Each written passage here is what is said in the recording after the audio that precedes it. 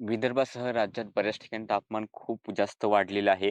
विदर्भात उष्णतेची तीव्र लाट आलेली आहे आणि आता आपण पाहूयात की 27 एप्रिल ते 3 मे या दरम्यान राज्यातील हवामान कसं राहील. नमस्कार, मी किरण वाघमोडे. तुम्ही पाहत आहात हवामान अंदाज आणि बातम्या फेसबुक पेज आणि किरण वाघमोडे YouTube चॅनल. तर सर्वात प्रथम आज विदर्भात किंवा आपल्या देशात सर्वाधिक तापमान अकोल्यामध्ये 46.9 अंश सेल्सिअस, त्याखालोखाल अमरावती देशात 2 नंबरला 46.8, भंडारा 44, बुलढाणा 43.5, ब्रह्मपुरी 44.2, चंद्रपूर 45, गडचिरोली 44.6, गोंदिया 44.4, नागपूर 45.4, वर्धा 46.4, वाशिम 44.6 आणि यवतमाळ 46 अंश सेल्सिअस. आणि या ठिकाणी ही जी काही उष्णतेची लाट आहे त्यांनी कोणकोणते रेकॉर्ड मोडलेले आहेत किंवा रेकॉर्डची बरोबर केलेले आहे. तर अकोल्यामध्ये एप्रिल महिन्यातील हे 4थ्या सर्वोच्च क्रमांकाचं तापमान आहे. या आधी सुद्धा 4 नंबरला जे होतं तापमान ते 29 एप्रिल 2019 रोजी 46.9 अंश सेल्सिअस इतकं नोंदलं होतं. अमरावती 46.8 हे एप्रिलमध्ये आत्तापर्यंतचं सर्वाधिक तापमान आहे आणि याच्या आधी एप्रिलमध्ये 46.8 अंश सेल्सिअस 30 एप्रिल 2019ला पाहायला मिळालं होतं. वर्धा 46.4 आणि एप्रिलमधील हे आत्तापर्यंत सर्वोच्च तापमानाची बरोबरी केलेली आहे. यापूर्वी 30 एप्रिल 1996 रोजी 46.4 अंश सेल्सिअस वर्ध्यात पाहायला मिळालं. यवतमाळ 46 अंश सेल्सिअस आणि हे एप्रिल महिन्यातील हे सर्वाधिक तापमान आहे यवतमाळसाठीचं. नागपूर 45.4 हे एप्रिल महिन्यातील आतापर्यंतचं 9व्या क्रमांकाचं सर्वोच्च तापमान आहे. बुलढाणा 43.5 एप्रिल महिन्यातील 2ऱ्या क्रमांकाचं सर्वोच्च तापमान आहे. वाशिम 44.6 अंश सेल्सिअस हे एप्रिल महिन्यातील 3ऱ्या क्रमांकाचं सर्वोच्च तापमान आहे. म्हणजे काही ठिकाणी रेकॉर्ड तुटलेत, पण अजूनही जे काही रेकॉर्ड आहेत बऱ्याच ठिकाणचे, ते अजूनही शाबूत आहेत. याच्याहून जास्त उष्णता पडत असते. त्यामुळे अशा कडाक्याच्या उन्हात स्वतःची काळजी घ्या, भरपूर पाणी प्या आणि उन्हाच्या वेळेस बाहेर पडणं टाळा. त्यानंतर छत्रपती संभाजीनगर एप्रिलमधील 3ऱ्या सर्वाधिक क्रमांकाचं तापमान आज पाहायला मिळालं 43.4, बीड 42, धाराशिव 41.6, परभणी 43.5, उदगीर 41.2, डहाणू 37.4, हरणे 32.6, मुंबई कुलाबा 34.4, मुंबई सांताक्रूझ 33.8 आणि रत्नागिरी 34 अंश सेल्सिअस इतकं तापमान पाहायला मिळालेलं आहे. मध्य महाराष्ट्रात जर पाहिलं तर जळगाव 43.2, जेऊर 42.5, कोल्हापूर 37.6, महाबळेश्वर 33.7, मालेगाव 43.2, नाशिक 41.4, पुणे 41.8 हे या हंगामातील या उन्हाळ्यातील सर्वोच्च तापमान आहे आणि 2019 नंतरचं सुद्धा हे सर्वोच्च तापमान पोहोचलेलं आहे. याच्या आधी सुद्धा 41.8 अंश सेल्सिअस इतकं तापमान 2019 नंतर पाहायला मिळालेलं आहे 2019 नंतर. त्यानंतर सांगली 41.4 अंश सेल्सिअस, सातारा 41.4 अंश सेल्सिअस, सोलापूर 43 अंश सेल्सिअस इतकं तापमान हे पाहायला मिळालेलं आहे.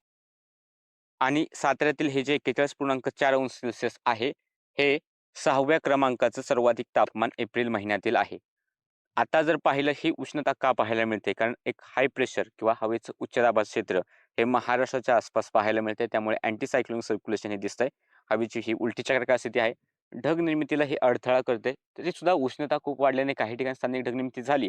पण यामुळे कोरडे वातावरण आहे आणि जी उष्णता आहे ती पुन्हा एकदा वातावरणात रिलीज होत नाही आणि ती दाबली जाते खाली. त्यामुळे तापमान खूप जास्त वाढलेलं आहे. आणि थोडंसं अपेक्षेप्रमाणे नाशिक, अकोला, अमरावतीच्या काही भागांमध्ये, इकडे नागपूरच्या उत्तर भागांमध्ये स्थानिक ढगनिर्मिती आणि गडगडाट होतोय. सांगलीच्याही भागांमध्ये थोडासा गडगडाट आणि स्थानिक ढगनिर्मिती झालेली आहे. खास करून दक्षिणेकडील जो बेळगावला लागून असलेला भाग आहे त्या ठिकाणी. आणि सॅटेलाइट इमेजमध्ये पाहिलं तर अमरावती, बुलढाणाच्या उत्तर भागात थोडेसे गडगडी पावसाचे ढग आहेत. जळगावच्या उत्तर भागात थोडेसे गडगडी पावसाचे ढग आहेत. हे ढग थोडेसे पूर्वेकडे सरकत आहेत. अकोल्याच्या एक दुसऱ्या उत्तरेकडील तालुक्यांमध्ये थोडासा पाऊस होईल.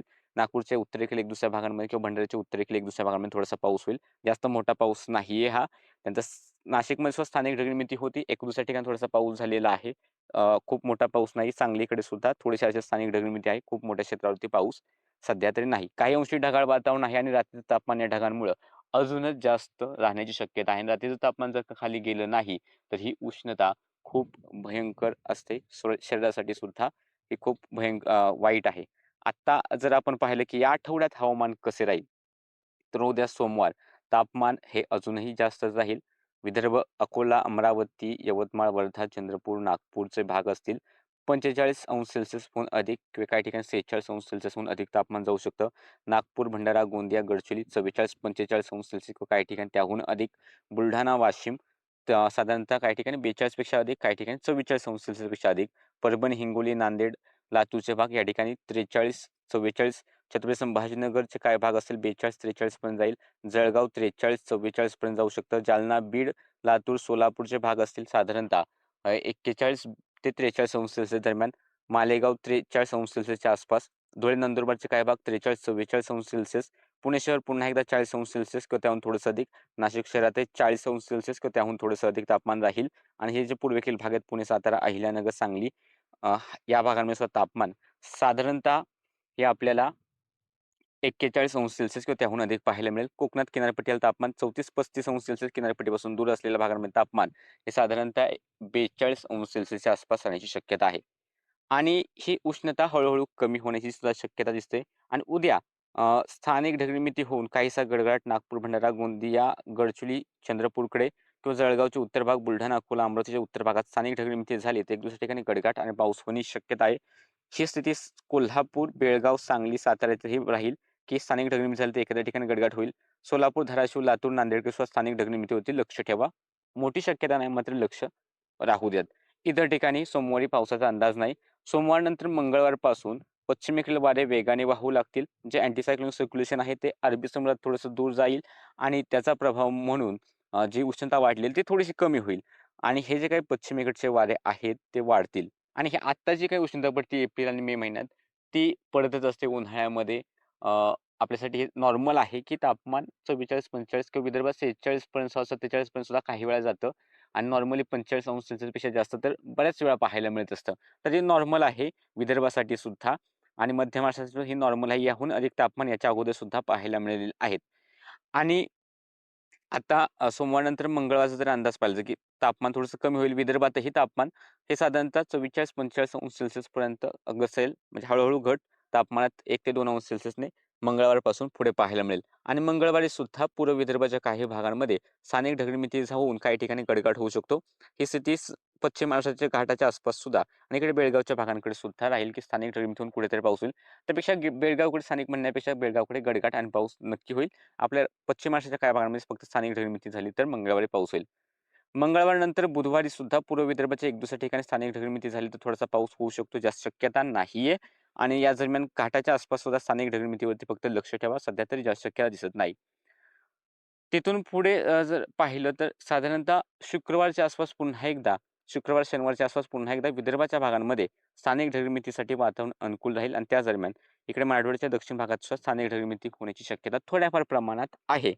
पण यामुळे खूप मोठा पाऊस, खूप मोठ्या क्षेत्रावर पाऊस होईल असं नाही. पण स्थानिक ढगमिती झाल्यानंतर एक दुसऱ्या ठिकाणी पावसासाठी वातावरण अनुकूल राहील आणि या काळातही पश्चिम महाराष्ट्राच्या घाटाच्या आसपास स्थानिक ढगमितीवरती लक्ष ठेवावे. म्हणजे या आठवड्यात विशेष जर पाऊस नसला, तरी सुद्धा काही ठिकाणी खूप वाढलेल्या उष्णतेमुळे स्थानिक पातळीवरती ढगनिर्मिती होईल, गडगडाट होईल आणि अचानक पावसाच्या सरी सुद्धा वादळी वाऱ्यासह पाहायला मिळतील. त्याच्या अपडेट्स आपण हवामान अंदाज आणि बातम्या या YouTube चॅनलवरती देतच राहू. उद्याचे जर हवामानावरचे इशारे पाहिले तर अकोला, अमरावती, वर्धा उष्णतेच्या लाटेचा ऑरेंज अलर्ट आहे. म्हणजे खूप या ठिकाणी काळजी घेण्यासारखी गोष्ट आहे. त्यानंतर बुलढाणा, नागपूर, भंडारा आणि चंद्रपूर या ठिकाणी उष्णतेच्या लाटेचा येलो अलर्ट आहे. राज्यात इतर ठिकाणी इशारे नाहीत. त्यानंतर 28 तारखेला अमरावती, अकोला या जिल्ह्यांमध्ये उष्णतेच्या लाटेचा येलो अलर्ट, तर वर्धा, नागपूर, यवतमाळ, चंद्रपूर, गडचिरोलीकडे मेघगर्जन पावसाचा येलो अलर्ट, तर नांदेड, लातूर, धाराशिवकडे हलका पाऊस किंवा हलकी गर्जना. इतर ठिकाणी इशारे नाहीत.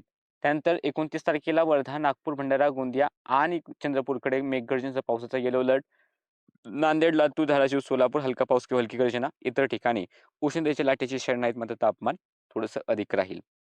नंतर 30 तारखेला जर पाहिलं तर यवतमाळ, चंद्रपूर या ठिकाणी गर्जनेसह पावसाचा येलो अलर्ट. राज्यात इतर ठिकाणी इशारे सध्या तरी दिलेले नाहीत. या अपडेटमध्ये इतकंच. व्हिडिओ पाहण्यासाठी चॅनल सबस्क्राईब करा, फेसबुक पेज फॉलो करा.